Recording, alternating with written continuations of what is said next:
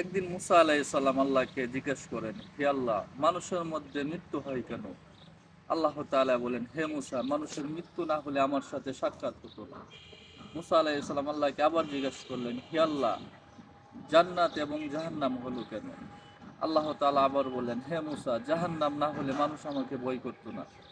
মুসা আলাইহিস সালাম আল্লাহকে আবার জিজ্ঞেস করলেন, হে আল্লাহ, মানুষ ধনী এবং গরিব হলো কেন?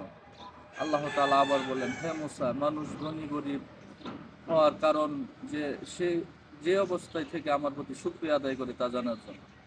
মুসা আলাইহিস সালাম আল্লাহকে আবার প্রশ্ন করলেন, হে আল্লাহ, মানুষের মাঝে অসুস্থতা দেও কেন? আল্লাহ তাআলা আবার বললেন, হে মুসা, মানুষ অসুস্থ অবস্থায় যাতে আমার কথা বেশি বেশি স্মরণ করে তার জন্য। সুবহানাল্লাহ।